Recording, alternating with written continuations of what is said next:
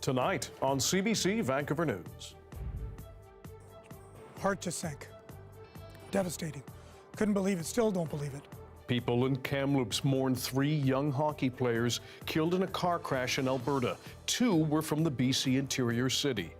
Plus, I have been very concerned about inconsistent communications between the task force and the Surrey Police Service to the community. the Premier sends a blunt message to police fighting extortion. Share more information and speed up arrests. And like one of the shining gems of living in this region is from backcountry playground to loads of housing. Our goal is to try and appease as many people as possible, but also realizing that this is private land. What will happen to this Abbotsford mountainside? This is CBC Vancouver News.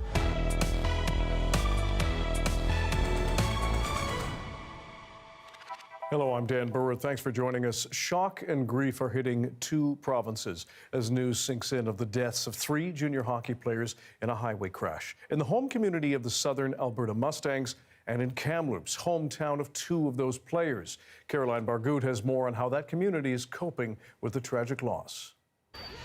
The deaths of 2 teenagers who grew up here but moved away to play hockey are hitting hard in Kamloops, British Columbia. We wish the families the best, and we think of them. We feel very close to young families and the hockey players here, so we understand. JJ Wright and Cameron Casorso were 18. They died in a highway crash while driving to practice Monday, along with 17-year-old teammate Caden Fine, who was from Alabama. RCMP say the collision happened about 100 kilometers south of Calgary, just outside of Staveley, Alberta. A semi-truck hauling gravel was heading northbound on Highway 2.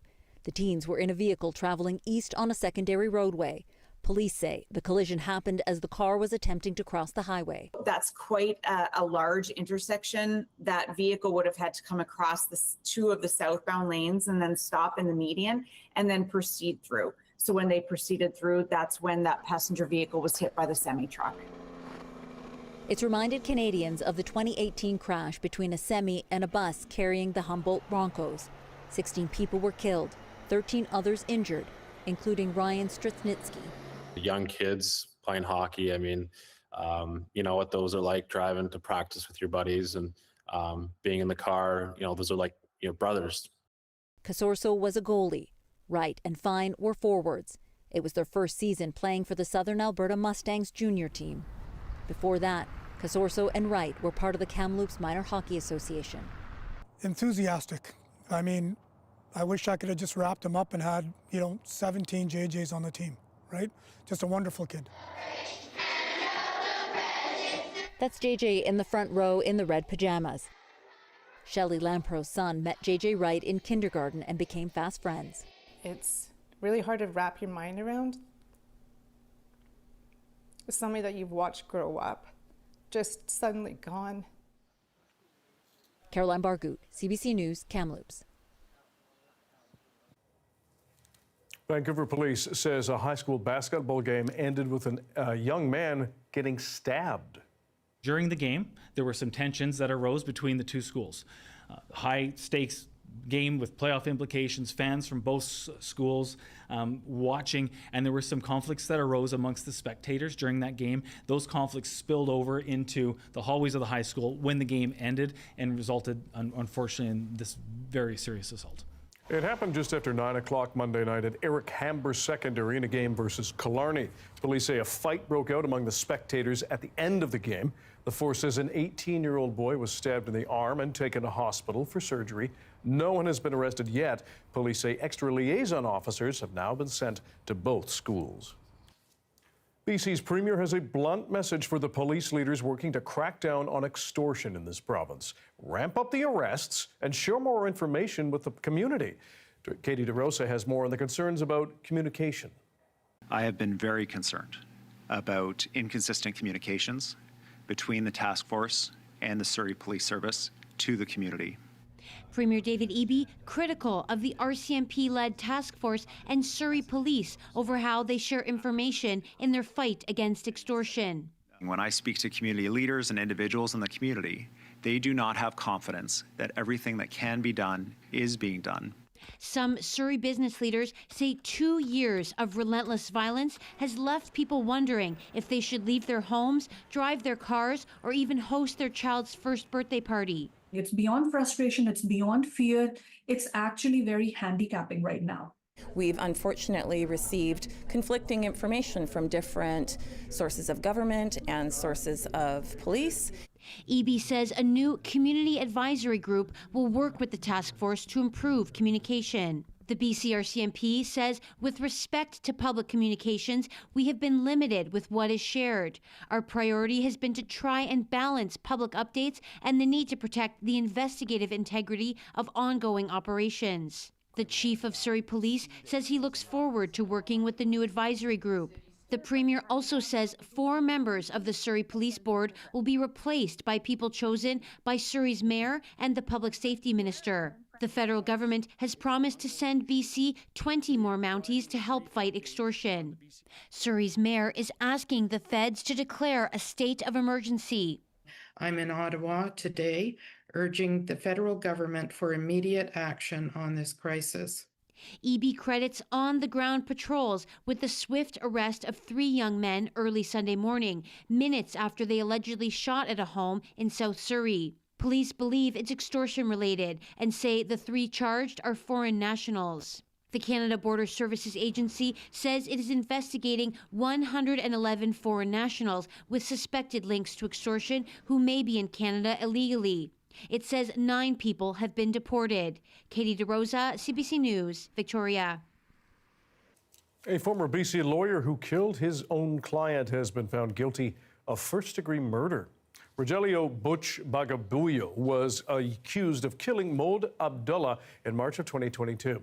The trial heard that Abdullah hired Bagabuyo in 2016, and they conspired to hide money during Abdullah's separation from his wife. Bagabuyo apparently spent nearly $800,000 of that money. The Crown argued he planned the murder for more than a week after realizing he would no longer be able to continue fooling Abdullah, who was growing increasingly impatient about getting his money back. A Vancouver doctor has been charged for allegedly sexually assaulting 2 teenage patients between 2015 and 2022. Police say the doctor is still practicing in BC with some restrictions. And as Pinky Wong explains, police are asking people who may have been a victim to come forward. The investigation into Herman Hallman Lee started in 2023. A 17-year-old girl had allegedly been sexually assaulted by a doctor while visiting a medical clinic in Chinatown.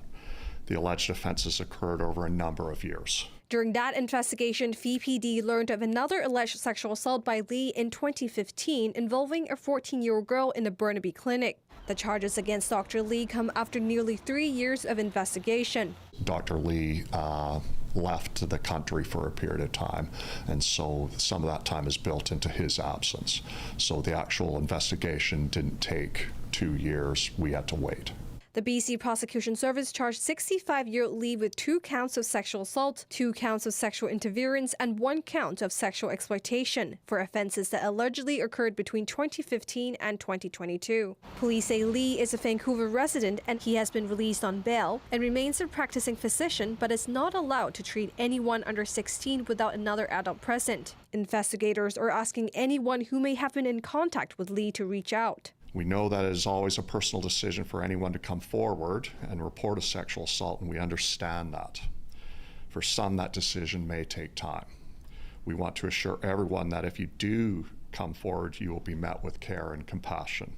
The College of Physicians and Surgeons of BC says it is aware of the criminal charges against Dr. Herman Lee. It says registrants must report specific offense to the college, and its inquiry committee may then consider actions like suspending one's license under public interest. Pinky Wong, CBC News, Vancouver. Well, starting Wednesday morning, pedestrian access to Delta's Westham Island Bridge will be closed to try to speed up repair work on that damaged span. In the meantime, there will be a 24/7 water taxi service in place.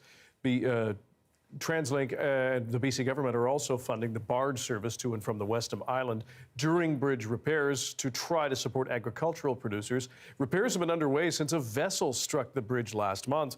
A precautionary boil water advisory that was in place has now been lifted. The Vancouver landfill is staying open longer than expected. It was supposed to close in 4 years, but as Amelia John shows us, a new agreement has been reached. That means operations will continue until 2050. On the far side, we try to have our recycling bins up front to encourage people to do the right things. At the Vancouver landfill, recycling is front and center. So we try and have a one-stop drop to make it as easy as possible for people to do the right thing with their materials. About 65% of Metro Vancouver's waste is brought here, and while the region has one of the highest recycling rates in North America, not everything can be saved.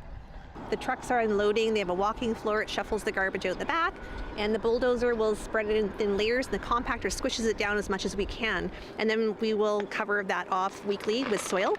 The landfill's lifespan was supposed to end in 2030, but operations could now continue until 2050. Metro Vancouver says there's more physical capacity than originally estimated for because the ground has settled. The district says extending the life of the landfill means residents and businesses will save $300 million in future tipping fees. If the Vancouver landfill closed in the near term, the alternative would be to ship garbage to faraway landfills, remote landfills, at a higher cost than managing it here at the Vancouver landfill. But questions remain over what happens after 2050 when space eventually runs out. If landfilling is the option that's chosen in the future, it means landfilling at far away, what we call remote landfills, either in the interior of British Columbia or in the United States. The 20-year extension of the Vancouver landfill gives the region more time to think about the future and encourage people to keep reducing the amount of waste they produce. Amelia John, CBC News, Delta. BC Hydro says more than 8,000 pounds of copper cable was stolen in Surrey in December, just weeks after the corporation put out a statement warning people about a surge in copper cable crime.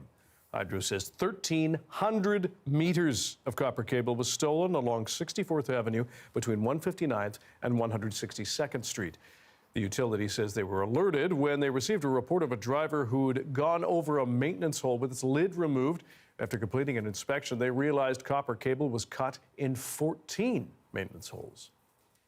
Vancouver International Airport says it broke 2 all-time records last year, with passenger travel surpassing pre-pandemic highs and cargo shipments reaching their highest volume in YVR history.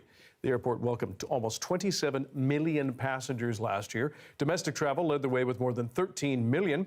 U.S. travel dipped by 7.1%, but when combined, international travel totaled 13.6 million passengers. It wasn't just people moving through the airport. 365,000 tons of goods like seafood, industrial machinery, and agriculture products were exported from YVR.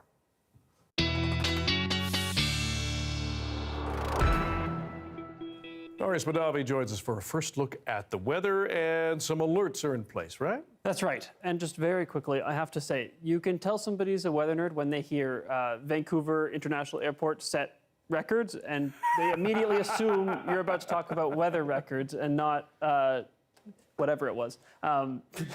Actual airport things. Yes. Now, let's talk about the weather warnings that we have in place. We have a rainfall warning in place for parts of the North Coast, 80 to 120 millimeters of rain, with the River Forecast Centre, not Environment Canada, saying that it could go much higher than that, up to 200 millimeters in some areas. And then we also have a weather warning for the Fort Nelson area, freezing rain and ice pellets, which should start to taper off over the next couple hours. Okay, thanks very much. Thank you. The Vancouver Whitecaps say an offer from Pavco to give it up to $1.5 million that the corporation makes off games at BC Place to the club fails to address a huge revenue gap faced by the team. That response comes as BC's jobs minister tells CBC News the government is still working on a deal to keep the Caps in the city. We're at the table. We're continuing to keep conversation with the Whitecaps. It's not a, here's our deal, take it or leave it. It's a, here's the deal we have, and let's talk about any other issues that you have. Kellon says the offer would see Pavco operating BC Place at net zero with the Whitecaps. The Caps and the MLS have repeatedly asked for a better lease agreement with BC Place and are looking at options to build a new stadium in the city. Up next, a mountainside neighborhood in Abbotsford known for scenic trails and natural beauty could transform into homes for tens of thousands of people. Now, the city and its residents are trying to find some balance for housing and recreation.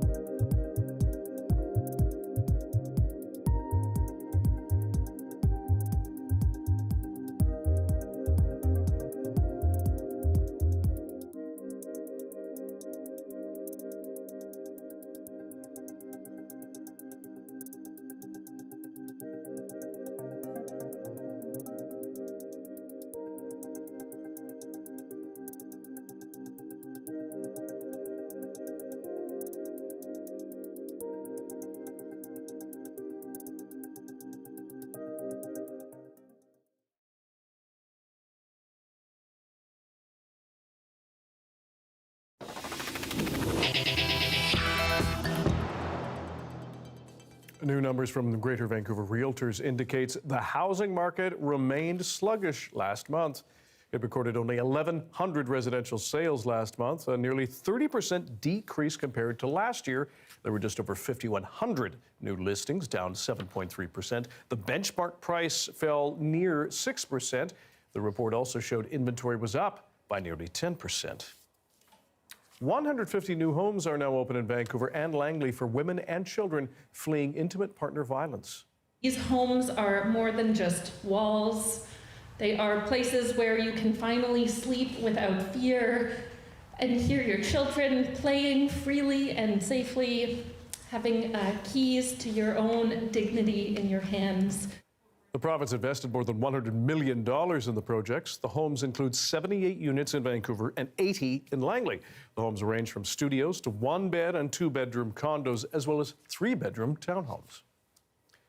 It has long been a playground for hikers and bikers in Abbotsford, but things at McKee Peak, known as Ledgeview to locals, are changing in a big way. Benit Brage has more on a plan to bring thousands of homes to the slopes and the efforts to keep the trail users happy. This mountainside in Abbotsford is home to some of the Fraser Valley's most popular trails, and it's destined for development. For years, people have technically been trespassing to use the trails because most of them are on private lands. One of the shining gems of living in this region. It's land that's somebody's, but they didn't seem to have a problem with it, and that's kind of a cool thing. And we appreciate the landowners that didn't call the police on us. Our hope is that we'd be able to continue making use of this. So what is the vision for this urban forest? This is the largest neighborhood plan that we developed for single family and for multifamily housing development. The McKee neighborhood plan envisions thousands of new homes for more than 20,000 residents, plus parks, schools, and opportunities for outdoor adventure. The plan was adopted in 2023. It's now part of the official community plan, and some homes are already being built. It's a long-term vision, shaping how Abbotsford grows over the next 40 years or so. In the latest step, the city is asking for the public to weigh in on a trail strategy. Our goal is to try and appease as many people as possible, but also realizing that this is private land. And I think just over the years, they just allowed people to use trails. It kind of morphed over time. And we know that those trails are really important to people, and that's what makes Abbotsford unique. Many trail users closely watching how access could change. How it shapes up it's a little bit scary because we really don't know what's going to happen and we have very little control. Ushaya Burton worries about a majority of the high-quality dirt trails being lost. He says there are about 120 trails in the McKee area, covering about 63 kilometers. It's a lot of accessibility, a lot of usability. It's the second most popular trail network in all of the Fraser Valley. We met Burton on a trail his association has permission to maintain. He says they have a good relationship with most of the developers and hope to see a concrete plan moving forward. We're not trying to chain ourselves to trees to stop all development, but we want the development to be intelligent. We want it to be built with nature, not against nature. I just hope they don't make it like just super accessible, like concrete paths, and just trying to keep like the natural look to it as much as they can. I'd like to see the trail saved to the best degree possible, and at least they've got that in mind, which is nice. The city says lands that need to be protected and non-developable have been designated as open space, which is around 530 acres or 28% of the plan's total area. For now, mountain bikers to hikers take to the trails, knowing their routes may soon change. Public input on the trail strategy is open until February 9th. Benit Brage, CBC News, Abbotsford. There's a look at a spectacular sunrise captured at Mount Seymour's Mystery Peak earlier in the morning. A relatively warm day on the mountain, though, and there's no sun in the forecast. Darius has your BC-wide weather forecast coming up.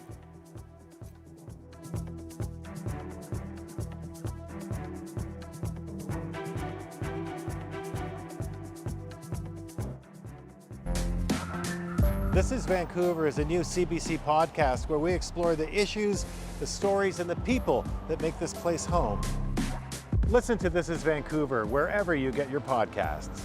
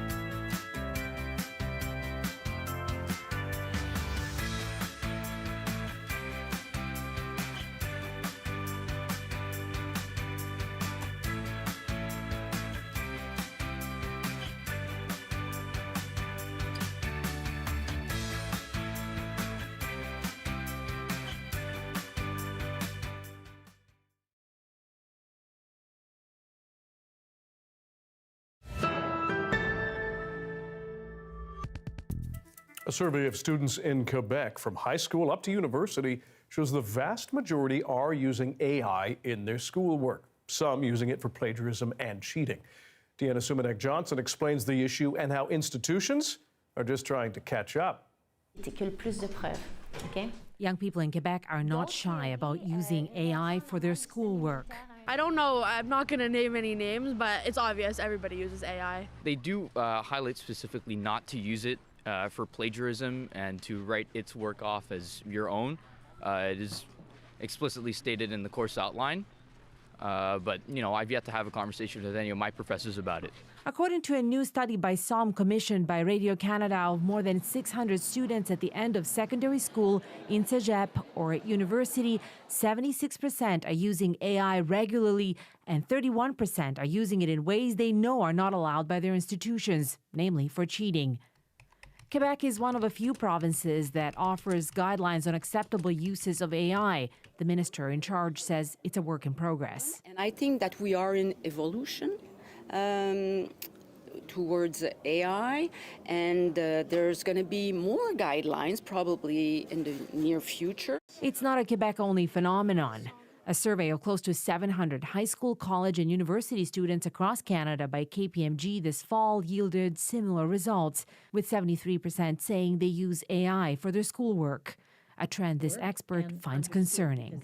If they do the work a lot with AI, they do what we call cognitive offloading. They give it to AI to do the heavy work. They're going to come to university or college, and they're not going to have a foundation of good sound knowledge to build on. AI has its place in the classroom, but teachers need instruction on how to use it, says this Ontario math teacher. We live in a world where this version of AI is the worst version of AI that students are ever going to have access to. And we do them a disservice if we don't leverage that tool. But other experts and educators are calling for stricter and more uniformly enforced rules around when it's okay to use AI and when it's not, to help students reap the benefits of new technology without losing those key skills like critical thinking. Deanna Sumanek-Johnson, CBC News, Toronto. For a closer look at how students here are using AI and how it's impacting them, we're joined by Christina Walker. She is the Vancouver School Board's digital literacy mentor. Thanks for being here, Christina. Thanks for having me. How is AI typically being used by students in school, and anything in particular with the VSB? Yeah, it's a great question. Currently, we don't have any tools that are being used by kids that are supported by the district. However, in the spring, we are planning to release tools available to secondary students. So first to say, elementary students will not have access to AI tools. Instead, we're actually going to be focusing on really strengthening early digital literacy skills. So whether that is using digital tools to help enhance literacy, so that could be reading in the classroom on an iPad or something along those lines. But really, we want to hone in on those critical thinking skills and those creative thinking skills and of course the collaborative and working together. But for secondary, we are going to be rolling out Copilot 13+, which is a tool that actually has really strong guardrails in place, and it has incredible filtering capabilities to be able to make sure that we are protecting kids in terms of the content that's going in there. It has signals to help support admin who are in charge of these tools. So we are, with older students, when they are developmentally ready, so this is in high school, of course, we'll be bringing out tools that are really carefully selected so that they have tools that are, appropriate, I guess? Exactly, yeah. And that will, of course, be paired with, again, continuing to build up those critical thinking skills and that AI literacy. You mentioned guardrails. Yeah. What are some of these challenges that students as well as teachers and other instructors are running into when it comes to AI? So technology in education it's not like this is a new thing, right? So you think about the one that is often referred to when we're talking about AI, of course, is we're talking about the calculator, right? That one was a huge rupture to education. Everybody thought nobody's going to learn how to do math. Also, you think about the internet. You think about smartphones, right? So these are all tools that kids are able to use. Kids are really smart, and they're able to try and bypass, push those boundaries, we'll say, in using technology, right? But what is most important is looking at how, teachers are adapting, how students are being supported, and ultimately with this particular tool, being generative AI, that we are providing opportunities for kids that are guided in that learning, right? We're developing those critical thinking skills. We're still providing those opportunities to be challenged, and this is being done by the caring adults in kids' lives, right? So whether that's teachers, whether that's parents, family members, so on and so forth. So, have you noticed, and this may be more of a data question, but have you noticed a decline in students when they're using AI, whether it's those critical thinking skills, whether their grades are going down? Is there any metric for that yet?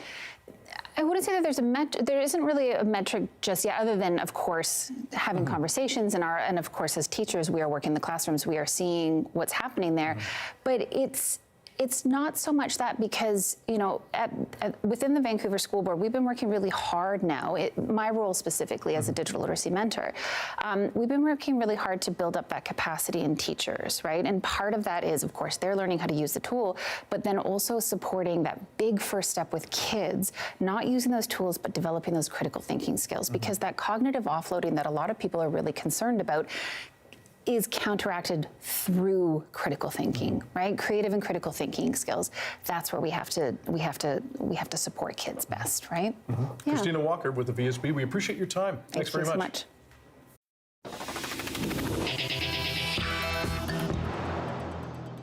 A new report shows Canada's auto industry is producing barely half the vehicles it did a decade ago. Nisha Patel now on what's driving that decline and the solution some are calling for. Auto manufacturing in Canada has been sputtering. The number of cars built here down by 1 million vehicles compared to a decade ago. There's just this general long-term move away from Canada from U.S.-based automakers. According to a new report from nonprofit think tank The Trillium Network, U.S.-based automakers Ford, GM, and Stellantis produced 56% of the vehicles in Canada in 2016. Last year, they produced just 23%. We were really excited in 2020 and in 2021 about all these new investments that are coming in, and very few, if any of them, have actually materialized. But the Detroit Three say they've faced challenges. While revamping Canadian operations to make electric vehicles, the U.S. removed supports for EVs, then added steep tariffs, forcing the companies to shutter plants and lay off workers. Still, those automakers insist other parts of their supply chain are growing. The D3 have invested in other facilities in Canada, be it engine plants and other parts and components, including batteries, but also R&D. Meanwhile, Japanese automakers have picked up the slack. They now build the majority of the cars in Canada, about 77%. Toyota and Honda, through thick and thin over the last 40 years, have never retreated from Canada. Researchers say the federal government should give rewards and incentives to those companies that are growing their domestic manufacturing footprint. Let's focus on those companies, and let's, you know, they've shown their commitment to Canada. Let's show some commitment back to them. It's a key consideration as the U.S. tries to get automakers to relocate their factories south of the border. Ottawa has been revving up its own plans and is expected to unveil its automotive strategy later this month. Nisha Patel, CBC News, Toronto. With the high cost of living top of mind for many Canadians, the CBC's Emma Weller explores how some people are managing their money. Do you pay with cash or credit? With the high cost of living top of mind for many Canadians, I wanted to find out how people are managing their money and how they're saving when they get to the till. I much prefer using credit. With credit cards, there's all sorts of benefits. One of the bigger ones is you're able to collect points. I use cash because it makes me feel safe. Most people's credit limit is much higher than they were carrying cash in their pocket. So it gives them access to that money if there's an emergency. My grandparents always told me, credit cards are a trap. You spend money that you don't have, and you're making a bet on the future. Hero Van Harten started using cash as a young mom, living on one salary with 4 kids. Money was often tight, so I had to be careful with the cash. When I was in the grocery store, I had to look at the cash, hold the cash in my hands, see what I could spend. She says this forces you to pay closer attention to what you're buying instead of it getting lost in a digital statement. This finance expert agrees. When you're able to tap with your credit card and make any purchase, impulse purchases just become more frequent. But if you do it right and pay your credit card off, he says the points can be worth it.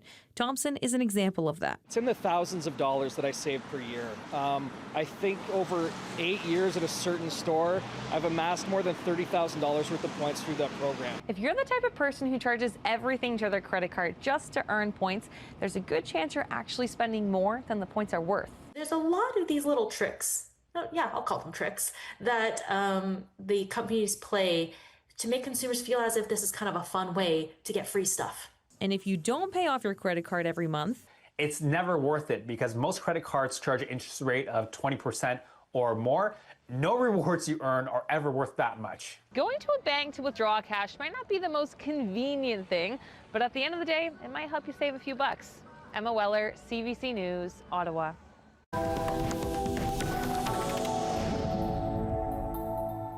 Governor General Mary Simon was at a conference in Norway today to highlight Canada's commitment to Arctic cooperation. Her trip will also bring her to Greenland to open Canada's consulate there, a move coming on the heels of sovereignty threats from the White House. Chris Brown has more from Greenland's capital. We're here in the waterfront of Nuuk in Greenland. This is the colonial harbor at low tide with lots of icebergs washing up on shore. This is set to be a huge week for Canada here. The country sending a large diplomatic delegation, including many senior VIPs such as the Governor General and the Foreign Minister, for the opening of a new Canadian consulate in Nuuk. Donald Trump's threats may no longer be front page news, but for people here, they're very present. There's a great deal of anxiety, a great deal of stress, because for many, this issue of the ownership of Greenland, potential American ownership of Greenland, remains unresolved. We heard from the country's foreign minister today speaking at a conference in Tromsø, Norway, about Arctic issues, just how concerned people are. What we have been going through have been intense and hectic, and there still are. While we are working hard to address and solve the issues that has put Greenland on the global agenda, it is important to acknowledge and appreciate the support and solidarity with us. Clear even for members of Greenland's parliament who we've been speaking to here. What is very obvious, though, is that there's a huge lack of trust with the United States, and people believe that this issue, again, could come flaring back to life, which is why they're welcoming the presence of a Canadian consulate here. They want to see more relations between not just the government of Canada and Greenland's government, but also people who live here and people who live in Canada's north. And that's what they're hoping that the opening of this consulate will bring, more discussions, more negotiations, and far fewer threats. Chris Brown, CBC News in Nuuk, Greenland. Calling in the cool people ahead of the Winter Olympics in Italy. We're going to take you to the rinks there with the Canadian ice experts.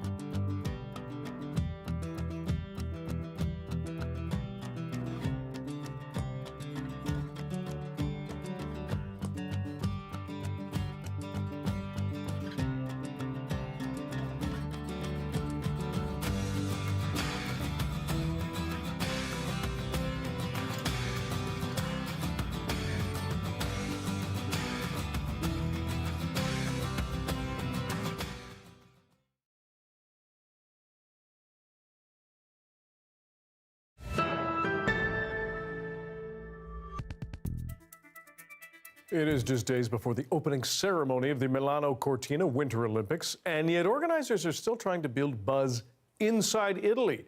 As Briar Stewart explains, beyond the most touristy areas, many Italians just aren't feeling Olympic fever quite yet.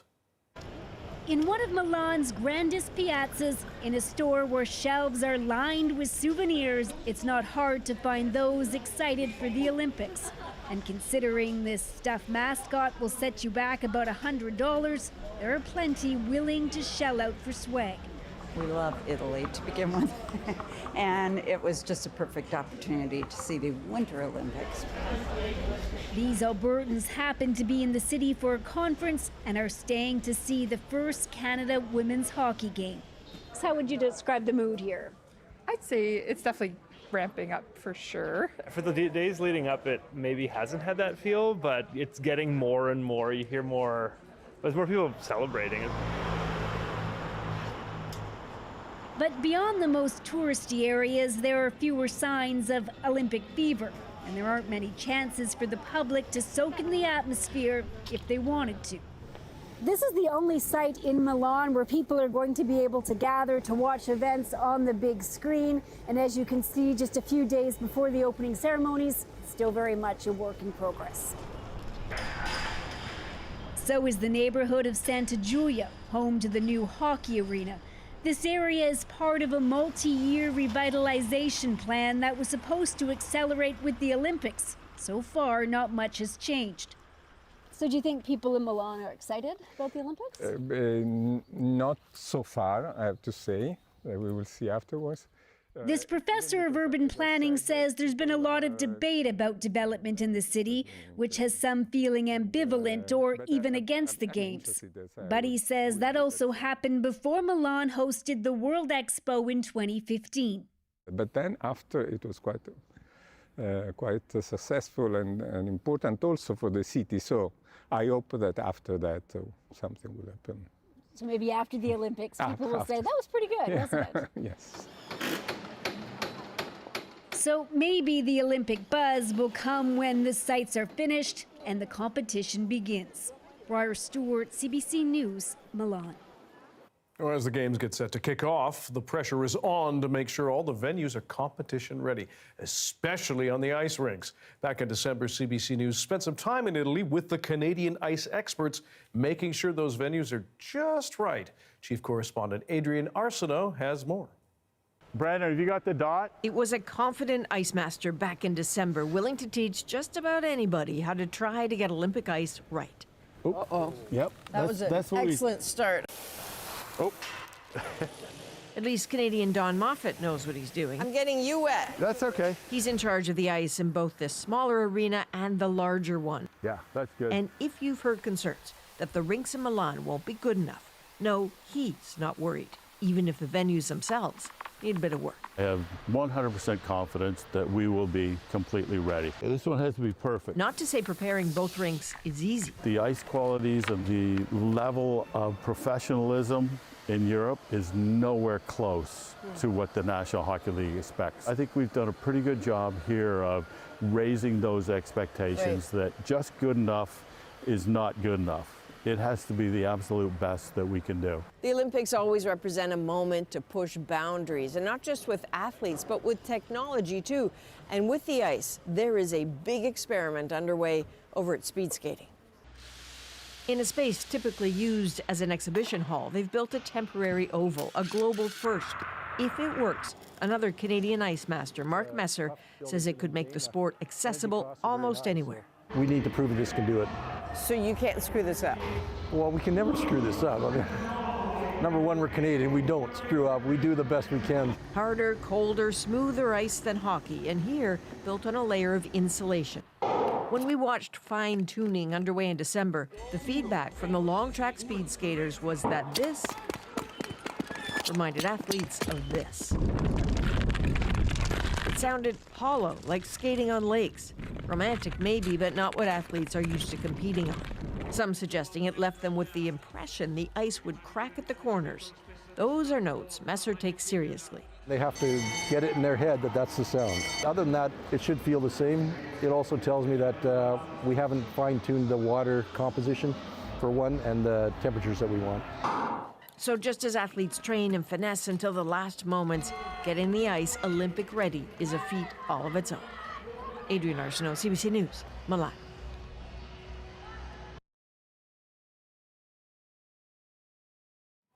And on Friday, join Adrian live alongside co-host Devin Haru from CBC Sports for that opening ceremony. Special coverage starts at 10:30 a.m. Pacific, wherever you get CBC. The weather update is brought to you by the BC Cancer Foundation. The future of cancer care can be your legacy. Fuel innovation and life-saving treatments by leaving a gift in your will today.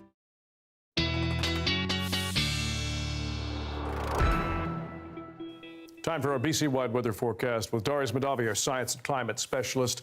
We already have some flood notices to let people know about. That's right. We have some flood watches in place for the North Coast. We'll look at that in a second. But again, just to highlight, rainfall warning in place, 80 to 120 millimeters for the North Coast today and tomorrow, with the possibility of locally significantly higher amounts.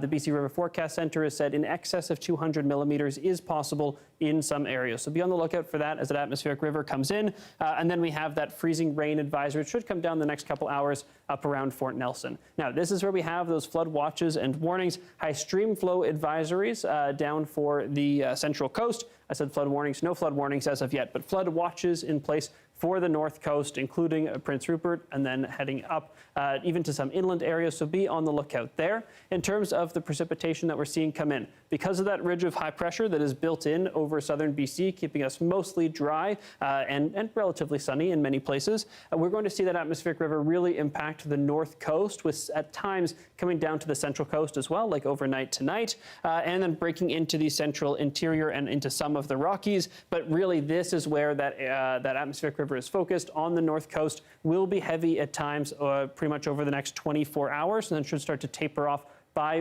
tomorrow evening. But as we see that come in, be on the lookout for some very heavy precipitation and the possibility of flooding, and be careful around any bodies of water or moving water like rivers. So just be careful.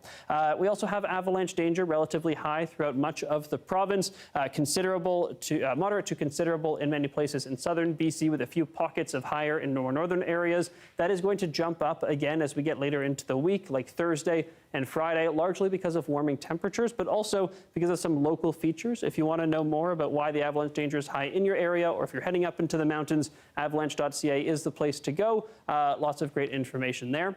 In terms of the temperatures, like I said, a little bit warmer than normal. So that's going to hold steady through the end of the work week. And then as we get into maybe Friday, but really the weekend, and then early next week, temperatures start to come down pretty considerably as we head into a bit of a cooler and wetter pattern. Conditions across the province tomorrow, a fair amount of sunshine in parts of the interior, heavy rain on the North Coast. And here's our 5-day forecast, Dan. We've got mainly cloudy start tomorrow, but then clearing up in the afternoon. More sunshine throughout the work week. Then the rain returns on Saturday. All right, we are warned. Thanks very much, Darius. Thank you. Keeping fit well into their later years, we catch up with seniors in Cranbrook next.